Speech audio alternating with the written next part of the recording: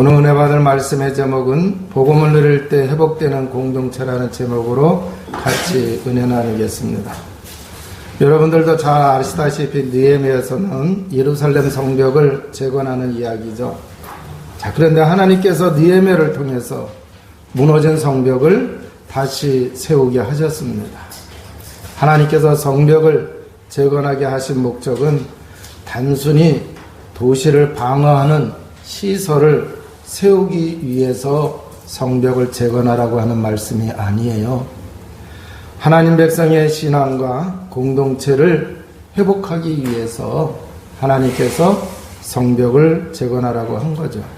자, 그래서 이 성벽 재건이라고 하는 것은 거룩한 사역인 줄로 믿습니다. 근데 이게 진행이 되는 가운데에 예상하지 못한 일이 발생을 했습니다. 외부의 공격이 아니라 공동체 안에 내부에서 문제가 터진 겁니다. 자, 이 사건은 우리 신앙생활하고 있는 하나님의 백성들에게 아주 중요한 사실을 보여줍니다. 구원받은 하나님의 백성이라도 복음을 누려야 되는데 복음을 누리지를 못하게 되면은 공동체 안에 문제가 생길 수가 있다라고 하는 얘기예요. 자, 그래서 오늘 말씀을 통해서 하나님께서 우리에게 주시는 메시지에 같이 은혜 받으시기 바랍니다. 자, 오늘 이제 그 본문 속에서 보면은 백성들이 크게 부르짖었다고 그랬어요. 그 이유가 뭐냐고 하면은 기근, 흉년이 들었습니다. 그랬더니 먹을거리가 없는 사람들이 구걸을 합니다. 또 어떤 사람은 이제 집이라 포도원이라든가 밭이라든가 이런 걸 담보로 해서 양식을 이제 구워요. 그러다가 이제 그 원금을 갚지 못하고 빚을 갚지 못하게 되면은 또 어려운 일에 빠지게 되는 거예요. 뿐만 아니라 이렇게 포도원이라든가 집을 가지고 있는 사람들 가운데서 계속 흉년이 들게 되니까 재산을 갖게 되면 세금도 내야 되거든요. 그래서 그 당시에는 페르시아 왕한테 세금을 냈어야 돼요. 그러니까 세금을 안 내면은 재물을 뺏길 수가 있어요. 그러니까 또 뭐를 하느냐? 또 이제 그걸 저당을 잡혀가지고 이제 그 세금을 내느냐고 돈을 꼬고 그래요. 그러다가 이게 누적이 됩니다. 갚지를 못하고. 그가 어떤 사람은 그 빚 때문에 자식이 종으로 팔려가요. 또 어떤 사람은 재산을 다 잃어버리는 그러한 이제 그 일들이 벌어지게 되는 거죠. 자, 그런데 이게 이방 사람들 속에서 일어나는 게 아니라 지금 이스라엘 공동체 속에서 이게 일어나고 있다라고 하는 얘기예요. 자, 그런데 이 이스라엘 공동체는요, 하나님의 말씀을 중심으로 살아가는 사람들이에요. 하나님과 언약을 맺은 그 언약의 말씀을 따라서 살아가는 사람들인데, 출애굽기 22장 25절에 보게 되면은 가나안 백성들에게 채권자 같이 행하지 말고 또 이제 그 이자를 받지 말라고 했어요. 그런데 이 말씀대로 하는 게 아니라 지금 이 사람들이 뭐냐? 그거와 정반대. 세상 사람들의 그 삶하고 똑같이 가는 거예요. 여러분, 채권자 같이 하지 말라는 얘기는 돈을 빌려올 때에 담보를 잡혀야 안 잡혀요? 자, 그런데 그거에 이자와 원금을 갖지 못하게 되면은 어떻게 될까요? 채권자는 자기 재산을 손해보지 않기 위해서 그 물건을 잡고 있는 거 팔 수가 있어요? 없어요? 팔 수가 있어요. 자, 그래서 이 사람들은요, 뭐 이렇게 빌려주고 난 다음에 꿔주고 난 다음에 빚을 못 갚잖아요? 꿔을 못 갚고 그러면 채권자 같이 기세등등 해가지고 막 사람을 억압하면서 공포심을 조장하고, 그리고는 결국 뭐 하느냐? 이제 너 이거 못했으니까 그럼 네 몸이라도 내놔라. 그래 자식을 이제 그 종으로 팔아서 그 물건을 회복시키려고 그런단 말이에요. 이게 얼마나 안타까운 일입니까? 자, 그래서 이 언약의 공동체임에도 불구하고 지금 이들이 살아가고 있는 모습을 보면은 기근이라고 하는 이 어려움을 통해 가지고 뭐가 나타나는 거예요? 완전히 불신자 같은 모습이 나타나고 있는 거죠. 원래는 이 이스라엘 백성들은 가난한 사람을 만나면은요, 그 가난한 사람을 통해서 이익을 창출하는 이익의 대상이 아니라 도와줘야 할, 도움의 대상으로 이렇게 여겨야 되는 거예요. 자, 그런데 지금 구원받은 하나님의 백성들임에도 불구하고 복음을 누리지 못하니까 그들 마음속에 욕심이 자리를 잡은 거예요. 아, 이번 기회를 통해서 저 사람 내 재산, 저 사람 내 땅, 저 사람 내 집 내가 얻을 수 있는 기회가 아닌가. 그래서 우리도 재산을 좀 불리자 하는 그러한 이제 그 욕심이 자리를 잡은 거죠. 그래서 하나님의 백성들이 세상 사람들과 똑같은 행동을 하고 있는 거예요. 여러분, 이 말씀을 통해서 우리가 잘 좀 깨달아야 됩니다. 자, 그런데 여기 이제 그 문제의 근원을 보게 되면은 기근이라고 하는 것 때문에, 그잖아요? 이 재산하고 이렇게 연기가 되는 것 같은데 사실은 그게 아니라 영적인 문제다라고 하는 얘기예요. 영적인 문제. 인류의 모든 고통의 시작이 어디에서 시작이 됐어요? 창세기 3장에서 시작이 됐어요. 자, 그럼 창세기 3장에 가서 보니까 죄로 인해서 모든 문제가 시작이 됐어요. 죄가 들어오고 인간의 역사 속에 탐욕이 들어오고 착취가 들어오고 억압이 들어오고 갈등이 계속 나타나게 된 거죠. 자, 그렇기 때문에 하나님의 자녀라 할지라도 복음을 누리지 못하고 성령 충만하지 아니하면은 세상과 같은 모습이 나타날 수가 있습니다. 구원받은 하나님의 자녀는 복음을 누리게 되면은 성령 충만하게 되죠. 성령 충만하게 되면은 성령을 따라요, 욕심을 따라요, 성령을 따르게 돼 있어요. 갈라디아서 5장 16절에 성령을 따라 행하라. 그리하면 육체의 욕심을 이루지 아니하리라 그랬어요. 그래서 복음을 올바로 알고 복음을 잘 누려야 성령 충만하게 되고 성령 충만해야 성령을 따라가자. 그러니까 기근이라고 하는 큰 문제가 왔을 때에 오히려 성령을 따라가게 되면은 어떻게 되는 거예요? 그게 하나님의 축복을 받을 수 있는 기회가 될 줄로 믿습니다.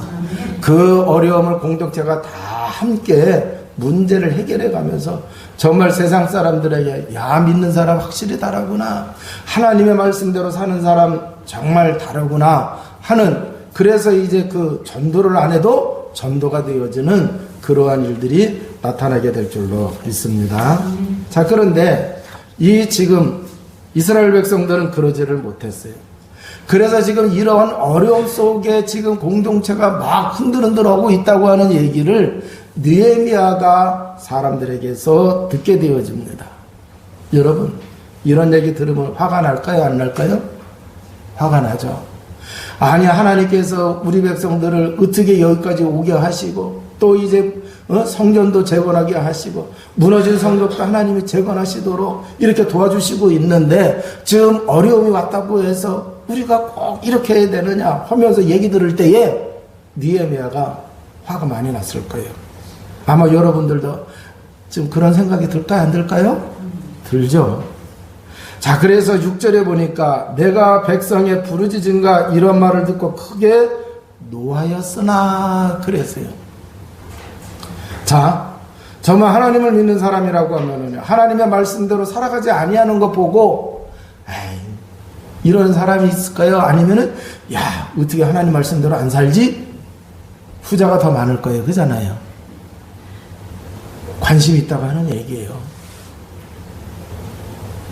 그런데 하나님의 말씀대로 살지 않을 때에 그걸 보면서 분노도 생겨요.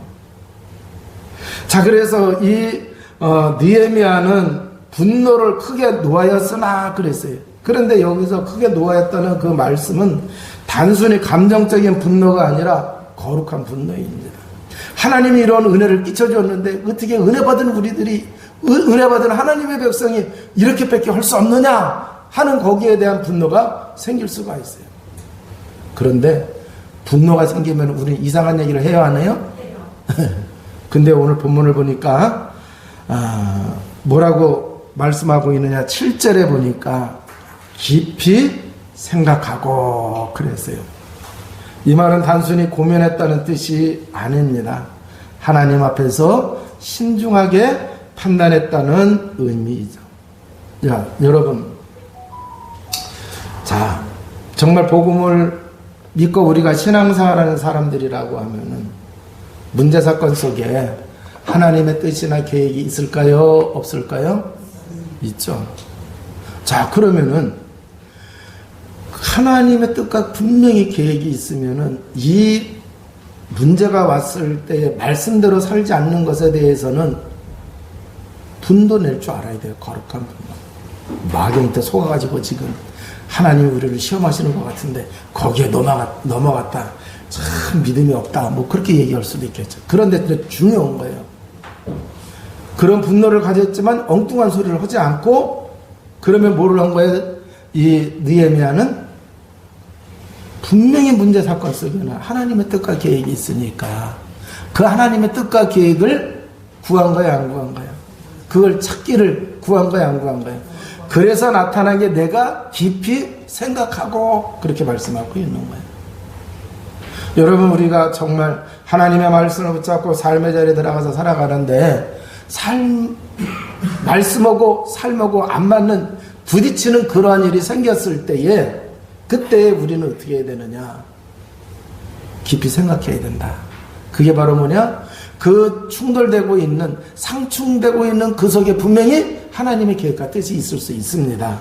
그러니까 그것을 구해야 된다라고 하는 얘기죠. 자, 그래서 이제 이 느헤미야가 무슨 말을 하느냐고 하면은요, 9절에 말씀이 나옵니다. 내가 또 이르기를 너희의 소행이 좋지 못하도다. 우리의 대적 이방 사람의 비방을 생각하고 우리 하나님을 경외하는 가운데 행할 것이 아니냐 그랬습니다. 자, 그러면 이 말씀 속에서 느헤미야는 문제의 본질을 정확하게 본 것입니다. 이건 단순한 경제 문제가 아니라 하나님을 경외하지 않는 신앙의 문제라고 지금 진단하고 얘기를 하는 거예요. 그래서 우리가 살아가면서 만나는 대부분의 문제도 마찬가지입니다. 겉으로 보이는 문제 뒤에는 반드시 영적인 뿌리가 있다고 하는 것을 믿으시기 바랍니다. 그래서 눈에 드러나는 것이 전부가 아니라고 하는 얘기예요. 눈에 드러나지 않게 저 밑에서부터 작동하고 있는 것이 있다라고 하는 얘기예요. 그의 영적인 뿌리가 있다라고 하는 얘기죠. 그래서 뭐라고 얘기합니까? 하나님을 경외하는 삶이 지금 아니라고 하는 얘기예요. 하나님을 경외하는 사람의 행위가 아니다라고 하는 얘기예요. 그러니까 지금부터 뭐를 해야 되느냐? 정말 하나님을 경외하는 사람이라고 하면 하나님을 경외하는 가운데에 행할 것이 아니냐? 하나님을 경외하는 삶을, 행동을 해나가야 된다고 이렇게 말씀을 하시고 있습니다. 그래서 모든 문제는 하나님을 경외하는 삶이 회복이 될 때에 문제 해결도 시작이 된다라고 하는 얘기죠. 자, 그래서 이제 느헤미야가 책망하는 걸로 끝나지 아니하고 구체적인 해결책을 제시를 합니다. 10절과 11절에 보면은 이자를 받는 것을 중단하라고 하죠. 또 토지를 돌려주라고 합니다. 집을 담보로 잡았으면은요, 또 이제 그래서 집을 뺏었으면 집도 돌려주라고 합니다. 그리고 곡식과 돈도 돌려주라고 얘기를 합니다. 그래서 공동체 안에서 일어난 이 문제를 해결하기를 시작을 하는데 경제적 착취를 완전히 회복시키도록 했습니다. 야, 그러면은 도덕적인 것만 회복시키면 되느냐? 아니라고 하는 얘기예요. 공동체를 다시 세우기 위한 근본적인 해결책이었다라고 하는 얘기예요. 자, 그래서 지금 눈에 보이는 육신적인 물질적인 거 다 돌려주고 이제는 뭐를 회복해야 돼요? 하나님을 경외하는 삶을 살아가라고 얘기하고 있어요. 그러면 하나님을 경외하려고 하면은 하나님을 잘 알아야 돼요? 몰라야 돼요? 하나님이 우리에게 주신 은혜를 알아야 돼요? 몰라야 돼요? 그리고 하나님의 백성이 그 은혜 받은 하나님의 백성이 어떻게 살아가야 될지를 하나님의 말씀으로 주셨어요. 그럼 이 두 가지를 다 행해야 돼요. 그잖아요. 자, 그게 바로 뭐예요? 복음으로 나타나는 거예요. 복음을 누리는 삶을 살아가야 된다라고 하는 얘기입니다. 그래서 이 사건을 통해서 느헤미야가 지금 공동체 안에 벌어지고 있는 문제를 해결하는 걸 통해서 하나님은 더 깊은 것을 말씀하고 있어요. 모든 문제가 눈에 보이는 그 모든 문제가 육신적인 문제만 해결해서 될 것이 아니라 영적인 뿌리를 가지고 있는데 그 영적인 근원적인 문제를 해결하신 게 누구냐? 하나님이십니다. 하나님이 복음을 통하여 이거 해결하신 줄로 믿습니다. 그래서 고린도전서 1장 18절에 십자가의 도가 멸망받는 사람들에게는 미련한 것이지만 구원 얻은 우리에게는 하나님의 능력이라고 이렇게 말씀을 하셨습니다. 그래서 하나님의 능력, 이 십자가의 비밀, 이걸 가지고 우리가 누리면서 살아가는 주의 백성 모두가 다 되어지시기를 바랍니다. 자, 왜 예수 그리스도가 십자가에서 고난받으시고 죽으셔야 했습니까? 죄가 세상에 들어왔기 때문에 그래요. 그 죄로 인류가 멸망 가운데 빠졌습니다. 그래서 그 죄로 인해서 세상에 재앙도 들어오는 거예요. 저주도 들어오는 거예요. 그 죄로 인해서 사람이 타락했기 때문에 탐욕과 물욕과 이 욕망이 담겨져 있어요? 안 담겨져 있어요? 담겨져 있는 거예요. 그래서요, 가지면은 더 많이 갖고 싶어 하고 있고, 그런 일들이 막 벌어지는 거예요. 그 모든 게 자기 욕망, 자기 탐욕을 채울 수 있는 것으로 다 해석하게 되는 거예요. 이번에 이란하고 미국하고 전쟁 벌어지는 바람에 갑자기 기름값이 펄쩍 뛰었어요? 안 뛰었어요? 우리나라에서는요, 외국에서 기름이 들어오잖아요. 사올 때 그 가격이 바로 되는 게 아니에요. 사와가지고 우리나라 들어와가지고 한참 있다가 그 가격대로 그게 되는 거예요. 그러면 아니 엊그제 전쟁이 일어났는데 왜 갑자기 이게 수없이 뛰어? 한 2달이나 석 달 있다가 뛰어야 되는데, 그잖아요. 그게 검증이 됐어요. 정유 회사가 돈 벌려고, 그잖아요. 그러니까 기근이라고 하는 어려운 일이 생겼을 때에 인간의 탐욕은 그걸 통해서 뭐 하려고 하는 거예요? 돈을 더 많이 벌려고 하는 거예요. 그래서 더 이상한 문제들이 막 생겨요, 안 생겨요? 생겨요. 그래서 근원적인 해결을 해야 된다라고 하는 얘기예요. 예수님이 십자가에서 죽으실 때 뭐라 그랬어요? 다 이루었다 그랬습니다. 우리 인생의 모든 문제의 근본 해결은 예수 그리스도이신 줄로 믿습니다. 자, 그래서 예수 그리스도가 모든 문제 해결하셨다, 이걸로 끝나면 안 돼요. 복음을 아는 것과 복음을 누리는 것은 달라요. 복음을 누릴 때 우리의 삶의 주인이 바로 예수 그리스도가 되시는 줄로 믿습니다. 그래서 사람의 마음이 예수 그리스도가 주인이 되어지면은 그 마음이 변할까요? 안 변할까요? 변하게 되는 거예요. 전에는 욕심꾸러기였는데 이게 변하게 되는 거예요. 삭개오가 예수님을 만나고 예수님을 모시는 그 순간에 어떻게 됐어요? 마음이 변했어요, 안 변했어요? 자네는 어떻게든지 재물을 모으려고 그잖아요.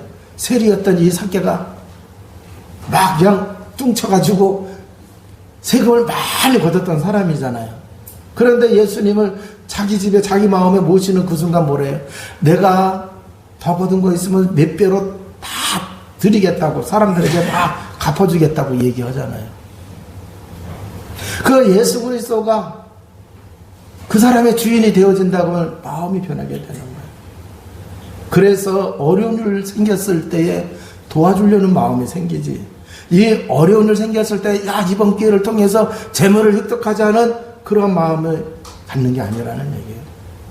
지금 이스라엘 백성들이 다 언약의 공동체인데 기근이라고 하는 문제가 왔을 때에 가진 사람들은 더 많이 가지려고, 그래서 더 어려운 일을 생기고 하나님의 선한 역사를 이루어가다가 지금 문제가 생긴 거예요. 그럼 이걸 더 크게 확장한다고 하면은 복음이 온 세상에 전파되고 많은 사람들이 예수 그리스도를 믿는다고 하면은, 그리고 그 예수 그리스도가 그 사람들의 주인이 되어진다고 하면 사람들의 마음이 다 변할까요, 안 변할까요? 변해요. 그래서 탐욕 대신의 사랑이, 이기심 대신의 섬김이 나타나게 될 줄로 믿습니다. 또 뿐만 아니라 느헤미야가 이제 그 잘못된 그 시스템들을 이제 그 바꾸는 것처럼 이제 이 모든 나라의 정치와 문화와 이런 것들이 다 바뀌게 되어지는 거예요. 그래서 하나님은 느헤미야의 이 성벽 제거를 통해서 중요한 말씀을 하시고 있는 거예요. 세상에 일어나고 있는 것은 단순한 눈에 보이는 문제만이 아니다. 더 근원적인 문제가 있고, 그런 더 근원적인 것을 해결하시는 하나님의 능력이신 복음의 비밀을 모든 사람이 누려야 된다라고 하는 얘기예요. 저와 여러분이 오늘 말씀을 통해서 우리의 신앙의 변화가 있기를 주님의 이름으로 축원을 드립니다. 자, 그래서 백성들에게는 이렇게 살라고 하면서 지도를 해줬어요. 그리고서는 이 느헤미야는 자기의 삶도 완전히 바꿔놨습니다. 그래서 이제 14절에서부터 19절을 보게 되어지면은요, 이 느헤미야의 리더십이 잘 나와 있습니다. 그런데 그 특징을 보면은요, 이 느헤미야는 삶으로 본을 보여줬다라고 하는 얘기예요. 그래서 이전에 총독들은 백성들에게 세금을 거두고 음식을 제공받으면서 백성들을 힘들게 했어요. 그런데 느헤미야는 그렇게 하지 않았습니다. 자기의 권리를 포기했어요. 그래서 받던 녹봉도 받지를 않았습니다. 오히려 자기 재산을 털어가지고 많은 양식으로 사람들을 대접하고 그랬어요. 그리고 백성들의 고통에 함께 참여를 했습니다. 그래서 느헤미야의 리더십은 섬김의 리더십이었던 것을 알 수가 있습니다. 지도자는 말로만 가르치는 사람이 아니라 삶으로 보여주는 사람이어야 될 줄로 믿습니다.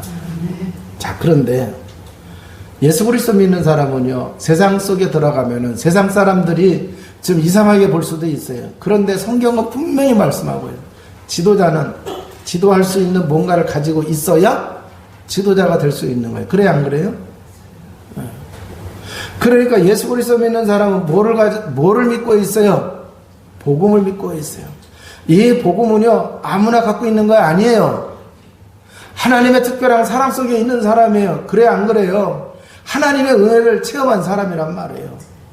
그래서 여러분들이 세상 속에 들어가면 여러분은 세상 속에서 영적 지도자다라고 하는 얘기예요. 세상 사람들이 인정하지 않다 하더라도 하나님은 여러분을 인정하십니다. 오직 복음은 누가 전할 수 있어요? 구원받은 하나님의 자녀가 할 수 있는 거예요. 불교 믿는 사람이 복음 전해요? 무당이 복음 전해요? 아니잖아요.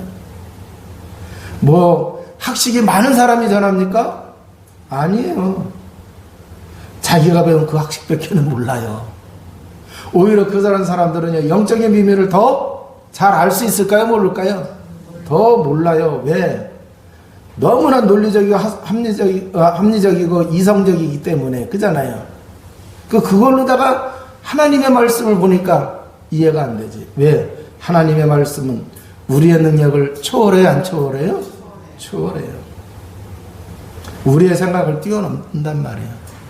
쉽게 얘기해서 IQ 3자리가 IQ 4자리의 그 뜻을 알겠어요, 모르겠어요? 그런데 하나님의 IQ는 무한대란 말이에요. 그래서 성도는 세상 속에서 영적 지도자다라고 하는 얘기예요. 그래서 우리는 세상 속에서 사람들이 사단의 속임수에 넘어가는 것을 보고 또 이제 속아가지고 무너지는 모습을 보기도 하죠. 그때 우리는 단순히 분노로 끝나면 안 됩니다. 복음으로 해결받도록 돕는 사람이 되어야 될 줄로 믿습니다. 그래서 때로는 내 권리를 내려놓아야 하기도 하고 시간과 수고와 희생을 필요로 할 때에 거기 헌신할 수 있어야 된다라고 하는 얘기예요. 자, 그게 그런 삶을 살아가는 게 복음적인 삶을 살아가는 거예요. 이제 말씀을 마치도록 하겠습니다.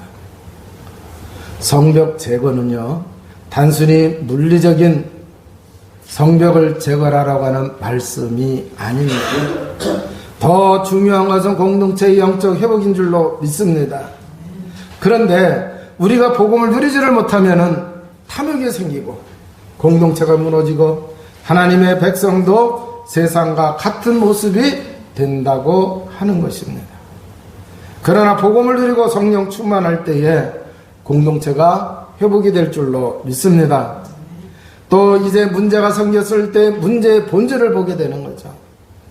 하나님을 경외하는 삶을 살게 될 줄로 믿습니다. 자, 그래서 우리는 어떻게 해야 되느냐? 날마다 예수 그리스도 복음을 누리면서 살아가시기를 주님의 이름으로 축원을 드립니다. 복음 누리는 삶을 살아가야 돼요. 그러기 위해서는 어떻게 해야 돼요? 복음을 잘 알아야 돼요? 몰라야 돼요? 복음은 뭐예요? 기쁜 소식이에요. 세상에 가장 기쁜 소식이 뭐냐? 예수가 그리스도라고 하는 이 소식이 가장 기쁜 소식인 줄로 믿습니다. 예수님이 그리스도의 일을 이루게 하여 십자가에서 죽으시고 부활하셨다, 이 소식입니다. 그러면은 예수님이 그리스도의 일을 이룬 그잖아요. 그리스도의 의미를 알아야 됩니다. 그리스도 믿는 사람에게 성령이 함께 하세요. 성령이 임재하신단 말이에요. 그래서 이제 구원받은 사람은요, 성령이 함께 하시는 이 비밀을 잘 누리는 성도가 되어야 됩니다. 그런데 성령은요, 그리스도가 하신 일을 성취시키는 일을 해요. 그래서 그리스도의 의미를 모르면은요, 성령이 무슨 일을 하시며 성령의 의미를 잘 모르게 되는 거예요. 그래서 성령 역사를 강조하던 사람들이 잘못되는 경우가 바로 거기에 있는 거예요. 그리스도를 모르고 성령 강조하다가 성령은 그리스도의 하신 일을 그리스도를 통하여 역사하시는데 그걸 잘 모르고 있기 때문에 사단에게 속게 되어지는 거예요. 그래서 우리가 정말 복음을 누리게 되면은요, 그리스도와 성령이 하시는 일들이 우리 삶에 성취되는 은혜와 역사가 있게 될 줄로 믿습니다. 그래서 우리가 복음을 자꾸 누리게 되어지면은 나는 죽고 내 안에 누가 더 드러나세요? 그리스도가 드러나시게 돼요. 예수 그리스도가 더 나를 살아가게 더 역사를 하신다라고 하는 얘기예요. 그래서 그런 사람 한 사람이 가정에 있으면은 그 사람을 통해서 가정이 살아나게 되고 가정 가문이 살아나게 되는 거예요. 그런 사람이 교회 한 사람이라도 있게 되어지면은 그 사람을 통해서 하나님은 놀라운 역사를 이루어 가시는 거예요. 느헤미야가 제대로 복음을 누리고 있으니까 성벽을 재건하는 그 가운데에 느헤미야를 통해서 무언가 문제 생겼을 때 하나님은 답을 다 주시고 또 무언가 그걸 회복시켜 가시는 것을 볼 수가 있어요. 그러니까 교회도 복음을 제대로 누리는 사람 한 사람만 있으면 돼요. 그 사람으로 교회 공동체가 회복이 되게 될 줄로 믿습니다. 여러분들, 그래서요, 우리는 진짜 영적 싸움해야 돼요. 제가 보니까요, 어떤 데서는 다 내가 그리스도가 주인이십니다, 다 맡길 수 있습니다 하는데 어떤 거에는 머리로는 되는데 진짜는 안 되더라고.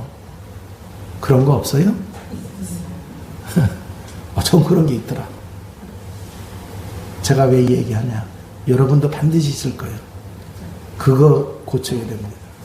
그것까지도 그리스도가 주인이 되어야 그때 참 응답을 누리게 되는 거예요.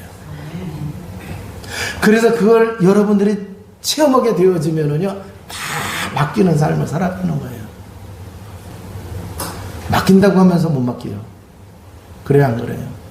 맡겼다 그러는데 아닌 거 수두룩이 많아요.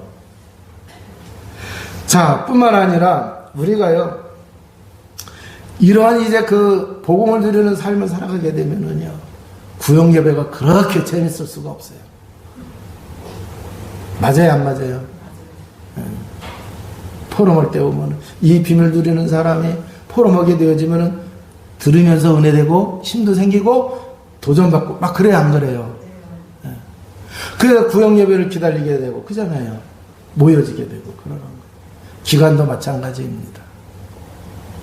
그래서 복음을 누리는 사랑하는 성도 여러분 모두가 다 되어주시기를 바랍니다. 자, 오늘은 성교신주일로 우리가 주일을 지키고 있어요. 나는 우리 교회가 정말 이제 그 많은 선교를 했으면 좋겠는데 도매금으로 하면 안 되겠더라고. 자, 우리 성도님들 중에 이제 젊은 사람들이 그 응답을 받아야 되는데 내 평생에 선교사 한 가정을 파송할 수 있는 그런 좀 꿈을 가지셨으면 좋겠어요. 근데 이거는요, 복음을 누리게 되면 그렇게 되는 거예요. 복음을 누리는 자가 되어지면은요, 정말 그리스도가 주인 되는 삶을 살아간다고 하면은 그 응답 누릴까요? 못 누릴까요? 누리게 돼요. 일부 예배 때는 그래도 젊은 사람들이 왔기 때문에 그 얘기를 했는데 2부 예배 때는 실버가 너무나 많으셔. 그래도 귀 있는 자는 들을지어다. 100세 시대니까. 아셨죠? 자, 그래서 이제 우리가 복음을 누림으로 인해서 하나님의 나라의 운동에 또 공동체를 회복시키는 데에 귀하게 쓰임받는 교회와 성도 여러분 모두가 다 되어주시기를 주님의 이름으로 축원을 드립니다. 기도하시겠습니다. 하나님 감사합니다. 오늘도 말씀 통하여